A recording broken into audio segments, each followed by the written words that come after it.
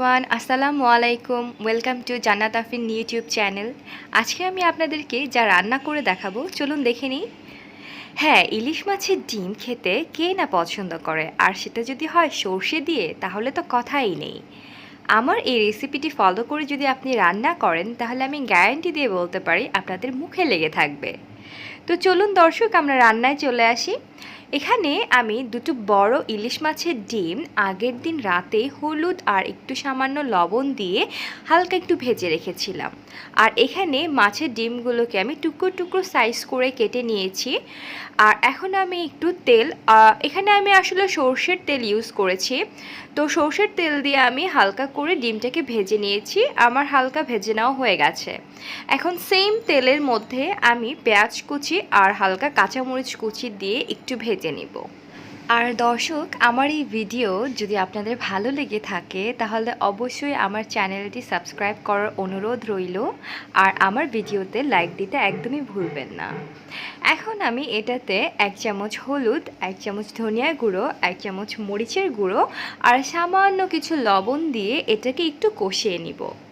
কষানোর সময় আপনাকে একটা জিনিস খেয়াল রাখতে হবে যে আপনার টেম্পারেচারটা কখনো হাই রাখা যাবে না, লো ফ্লেমে আপনাকে রান্না করতে হবে।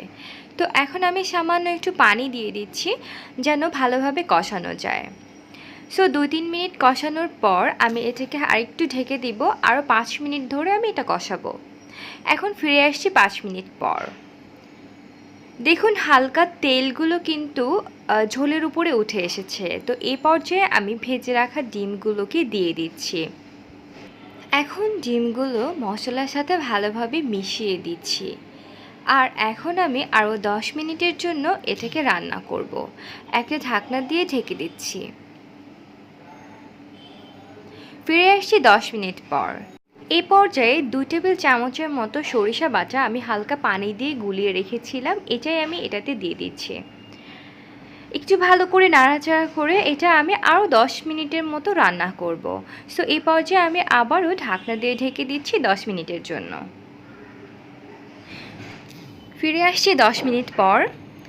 তো আমার ইলিশ মাছ রান্না কিন্তু প্রায় হয়ে গেছে। আমি জাস্ট কিছু কাঁচা মরিচ কুচি দিয়ে দিয়েছি, এখানে মাঝখান দিয়ে ফেলে দিয়েছি। তো ইলিশ মাছের ডিমটা আসলে খুব বেশি রান্না করার দরকার নেই, এটা যেহেতু একটু নরম খাবার, খুব সহজেই হয়ে যায়। তো এখন জাস্ট সার্ভিংয়ের পালা, আমি সার্ভ করছি। আপনারা আপনাদের ইচ্ছে মতো সার্ভ করতে পারেন, যে কোনোভাবে, যে কোনো ডিশের মধ্যে। সো দর্শক, আমার এই রেসিপি আপনাদের কাছে অবশ্যই ভালো লাগবে। আর বাসায় রান্না করবেন, আমাকে বলবেন, কমেন্ট করে জানাবেন কেমন হলো রান্না। তো আজকে এই পর্যন্তই। আবারও আপনাদের সাথে দেখা হবে নতুন কোনো রেসিপি নিয়ে। ততদিন আপনারা ভালো থাকবেন আর অবশ্যই আমার জন্য দোয়া করবেন যেন আমি আপনাদের সামনে এরকম নতুন নতুন অনেক রেসিপি নিয়ে আসতে পারি। আর আমার চ্যানেলটি সাবস্ক্রাইব করার জন্য আপনাদের কাছে অনুরোধ রইল। আর সাবস্ক্রাইব বাটনের পাশে একটা বেল বাটন আছে, সেখানে প্রেস করে রাখবেন। আমার নতুন নতুন যে আপডেটস আছে আপনাদের কাছে নোটিফিকেশন চলে যাবে। আল্লাহ হাফেজ।